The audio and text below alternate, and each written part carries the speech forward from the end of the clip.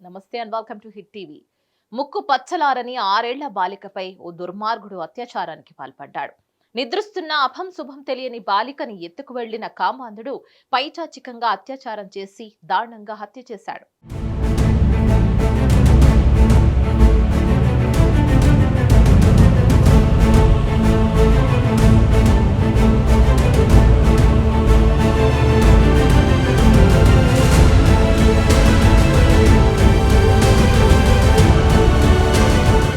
ఈ విషాదకర ఘటన పెద్దపల్లి జిల్లాలోని కాట్నపల్లిలో ఓ రైసు మిల్లు వద్ద చోటు చేసుకుంది.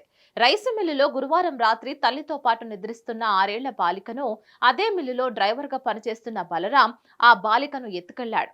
అనంతరం సమీపంలోని పొదల్లోకి తీసుకువెళ్లి అత్యాచారం చేసి చంపేశాడు. ఆ తర్వాత కొంత సమయానికి కూతురు తన పక్కన కనిపించకపోవడంతో తోటి కార్మికులకు విషయం చెప్పింది ఆ తల్లి. అనంతరం అందరూ కలిసి పరిసరాల్లో వెతకడం మొదలుపెట్టారు. ఈ క్రమంలో ఓ పొదల్లో విగత జీవిగా పడి ఉన్న బాలిక మృతదేహాన్ని గుర్తించారు. బాలిక తల్లి మృతదేహంపై పడి బోరున విలపించింది.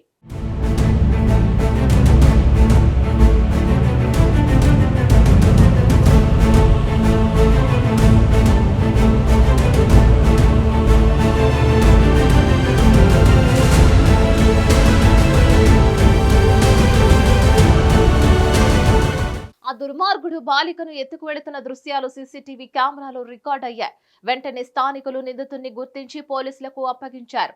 పోలీసులు ఘటన స్థలానికి చేరుకుని పరిశీలించారు. అనంతరం బాలిక మృతదేహాన్ని పోస్టుమార్టం నిమిత్తం ప్రభుత్వ ఆసుపత్రికి తరలించారు.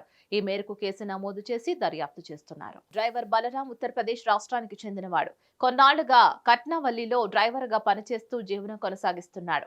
అక్కడే ఆసిఫాబాద్ జిల్లాలోని దాయిగం గ్రామానికి చెందిన ఓ దంపతులు ఉంటున్నారు. వీరికి 6 ఏళ్ల పాప ఉంది. గత కొంతకాలంగా అక్కడే పనిచేస్తున్న బలరాం గురువారం అర్ధరాత్రి బాలికను పొదల్లోకి తీసుకువెళ్లి అత్యాచారం చేశాడు.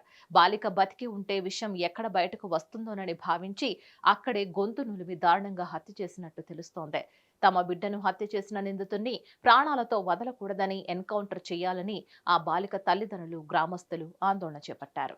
మరిన్ని క్రైమ్ అప్డేట్స్ కోసం please like, share and subscribe to hit TV.